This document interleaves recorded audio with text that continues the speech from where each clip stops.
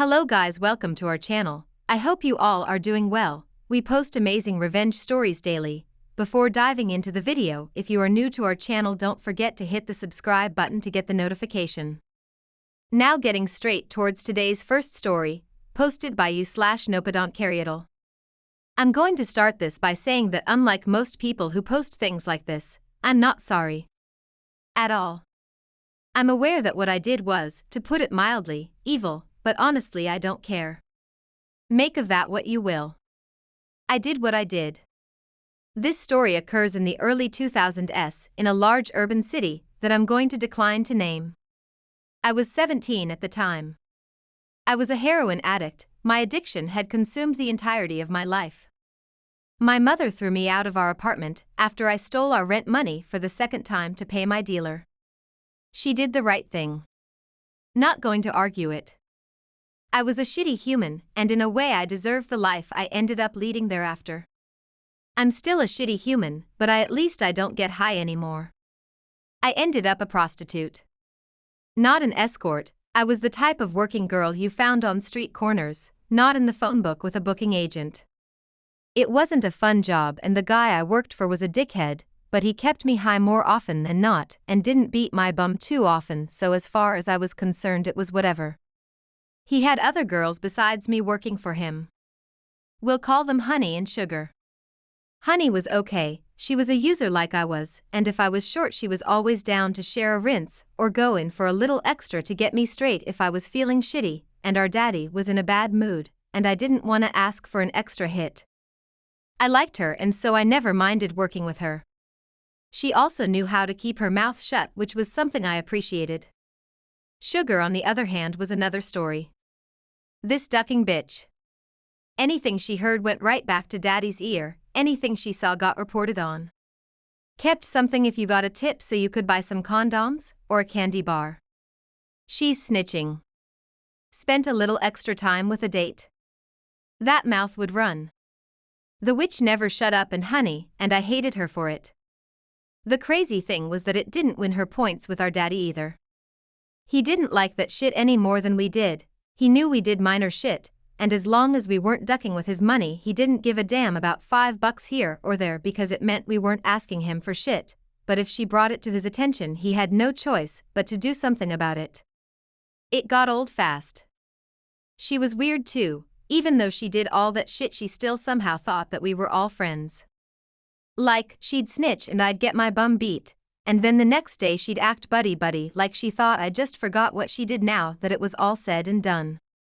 She had the ducking audacity to be hurt when I didn't want to work with her, and that Honey and I would get quiet and ignore her if we had to be around each other. It was crazy. So yeah, safe to say I had a problem with her, and I was waiting for a chance to duck her over royally. The opportunity came on a slow night. It was about 1 a.m., and it was pissing rain. I was tired.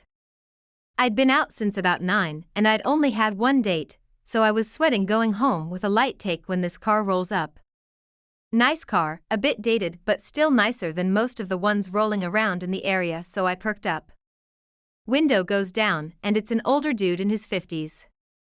He had this super dark hair that I automatically knew came out of a box, because his mustache was salt and pepper, and the whole car smelled weirdly like mint.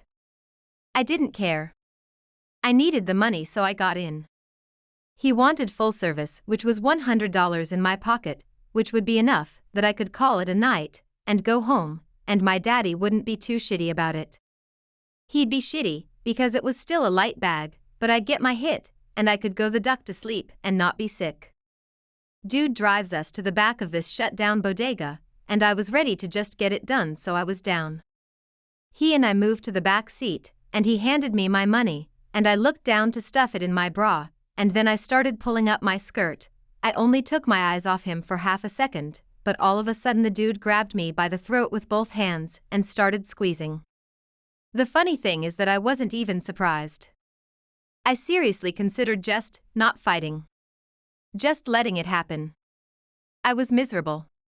My life was shit, and it wasn't like anybody would miss me. Would it be so bad? It wouldn't really be suicide, which meant I wouldn't go to hell. Raised Catholic. I see the irony in my thinking now, believe me. Prostitution and drug use? Okay. Suicide? Hell nah, religion is a hell of a drug, kids. Just say no. In the end I fought back. He had me halfway up against the door, so I pretended to be out, and went limp, and he let go of my throat, to get his fly down I guess, and while he was leaned back off me I pulled my leg up and kicked him in the balls, and then reached behind me, and went for the door handle. It wasn't locked and I ended up on the ground on my bum. I got up and booked it down the street as fast as I could, lost both my shoes in the process, because no way was I trying to run in heels. Good news? I still had my money. My neck was bruised to duck and back, but it wasn't long before I was too high to care. Life went on. New day, same bullshit. 2 months later, when it was the middle of summer, me and Sugar were out together. Honey already had a date, and I had just come back from one, so I was making use of an alley for a bit of cleanup. Sugar was standing on the sidewalk waiting, and then what do I see rolling down the road? The nice sedan. It slowed down and I knew it was him. Same guy. Same car, and Sugar was gonna take the date. The same date that almost killed me. He hadn't seen me where I was wiping myself off behind the dumpster, but I saw him. I could have said something. I could have yelled at Sugar and told her about the guy, but I didn't. I didn't say a word. I watched her get in that car, and I watched the taillights fade out into the distance, and I already knew Sugar wasn't going to be coming home that night. Bye, Witch. Tell Daddy some shit now. She didn't have a clue what she'd just gotten herself into either. See, I told Honey about the guy as soon as I got back. Told her how he looked and what car he drove, and about how he smelled so she wouldn't get in with the same psycho I did by accident, but I'd never warned Sugar. Maybe in the back of my mind I was hoping that I'd have the opportunity to do what I did. Sugar didn't come back that night, or any other in the next year I worked. I only saw the car one more time, driving slow down the street to look at who was out. I waved and blew him a kiss. He did me a favor after all, so no hard feelings about the whole strangling thing. I sure as shit wasn't getting in his car again, but I wasn't mad about it. He looked so confused that he actually looked like he was going to stop for a minute, but I guess he thought better of it, because he sped up and kept going. I never saw him or that car again. Not too long after that I got arrested, which led to me actually getting clean and getting my shit together. Never told anybody about what I did that night until now. Never told the cops about him either because A, I was doing my own dirt, and B, as long as Honey wasn't getting in his car I didn't give a duck who else he picked up. Still don't. Not my problem. No idea what happened to Sugar after she got in the car that night. I never heard anything about her again, and neither did anybody else that I know of. Nobody ever showed up either, so it's not 100% certain that he killed her, but I think he did. I know he was planning on killing me that night. It explains why he didn't witch about the fact that I told him money first. He just handed it over, no argument. No half now and half when I get off. He figured he'd just get it back when he was done. Not like I was gonna need it anymore. Joke's on him. I got away and I didn't have to duck him. Sometimes everybody wins. Except Sugar, that is, because duck her. Here are some comments. The first comment posted by PianoEmu1120. Nice story, actually fit to this subreddit. Have my upvote. Second comment is posted by OhioZadBoy. I thought this was going to be some edgy 12-year-old shit, but goddamn OP, this is some good Blackhole material. Third comment posted by Mad_Underdog. Damn, that's what we call Blackhole revenge. Fourth comment posted by Isfis. This is why my dad always told me to be nice to everyone. You never know when the bus driver caught wind of the weirdo following you at your usual stop, or when that one guy you worked with 10 years ago heard of an opportunity you might like. Now getting ahead to our second story of the video, posted by you/FinalBlackberry. So my fiancé has a rather large family.